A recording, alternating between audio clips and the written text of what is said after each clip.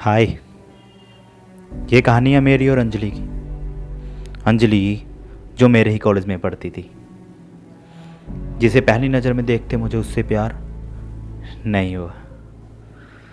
वो कहना हमारी कहानी फिल्मी नहीं है। तो हुआ यूं कि मेरे कॉलेज का पहला दिन था और मैंने अपनी फेवरेट जीन्स पहनी हुई थी, जिसकी ज़रा चिप खराब हो गई थी, जिसे मैं वॉशरूम में ठीक कर रहा था। जैसे ही मैं वहाँ से बाहर निकला तो देखा कि मेरे सामने खड़ी थी अंजलि, जो अपनी ब्रा स्ट्रैप ठीक कर रही थी।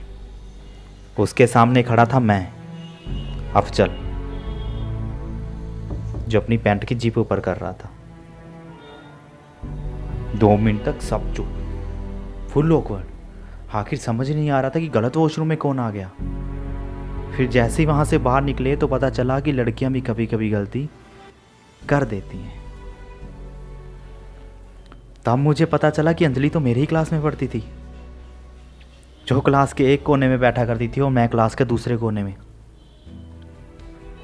जो हर लेक्चर के 15-10 मिनट के बाद एक दूसरे की तरफ देख के एक स्माइल कर दिया करते थे। अरे नहीं, वो प्यारी वाली स्माइल नहीं, वो होती है ना कि प्लीज़ मेरा राज किसी को मत बता देना।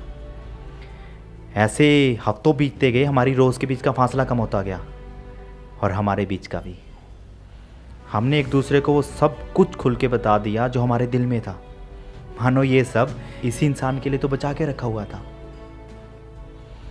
कॉलेज के आखिर तक आते आते हम वो कपल बन चुके थे जिसकी शादी का सपना हर कोई देखता था, और हम भी। फिर कॉलेज खत्म हुआ, सभी लगे जॉब हंटिंग पे। हमने सोचा क्यों ना एक ही शहर में अलग अलग कंपनीज में ट्राई किया जाए, और हमें जॉब मिल भी गई। फिर हमने सोचा कि अगर एक ही शहर में रहना है तो क्यों ना एक साथ रहा जाए, थोड़े पैसे बच जाएंगे। तो शुरू में जब भी हम घर लेने के लिए जाते तो हम बिल्कुल सच सच बताते कि मैं बॉयफ्रेंड हूँ और ये मेरी गर्लफ्रेंड। वो लोग बड़े प्यार से हमें निकाल देते थे। फिर हमने भी वही झूठ बोला जो लिव इन रिलेशनशिप वाला हर कपल बोलता है, कि मैं भाई हूँ और ये मेरी बहन। यार क्यों घर मिल जाता है। उस रात हम लोगों ने काफ़ी इंसिस्ट मचाया। Sorry, back to the story. तो हुआ यूं कि हमारा लव लाइफ और वर्क लाइफ काफ़ी अच्छे से चल रहा था, बिल्कुल बैलेंस चल रहा था। तो एक दिन हमारे घर वालों को पता लग गया, तो उन्होंने कहा अब तुम लोगों की शादी करवानी पड़ेगी, लेकिन किसी और से।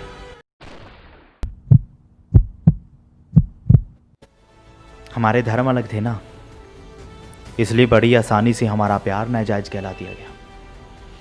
आज मेरी बारात तो निकलेगी लेकिन उसकी डोली नहीं उठेगी, और इस बात से ज़्यादा गुस्सा मुझे किसी और बात का नहीं आता। मैंने कहा था ना हमारी कहानी फिल्मी नहीं है। ना हम लोगों से लड़े एक होने के लिए, ना हमने एक दूसरे को मार दिया प्यार में अमर बनने के लिए। बस खामोशी से जुदा हो गए। एक ऐसी खामोशी मानो किसी शहर में बहुत तेज तूफान आया हो, सब कुछ तबाह हो गया हो, उसके बाद चलती वहाँ पे धीमी धीमी आंधी जो शोर तो करती है लेकिन किसी को सुनाई नहीं देती। आप लोगों ने रोमियो जूलियट पढ़ी है? मैंने बचपन में पढ़ी थी, बिल्कुल कहानी की तरह पढ़ी थी। हाँ, बुरा लगा था कि वो लोग मिल नहीं पाए, लेकिन कहानी समझ के भूल गया। हाँ, जब वही कहानी इतने सालों बाद मेरे साथ दोहराई गई, तब मुझे पता चला कि ये कहानी तो आज के ज़माने में बार बार दोहराई जा रही है, जहाँ पे रोमियो जूलियट मरते नहीं हैं, प्यार के नाम पे मिसाइल नहीं बनते हैं, लेकिन जुदा जरूर हो जाते हैं।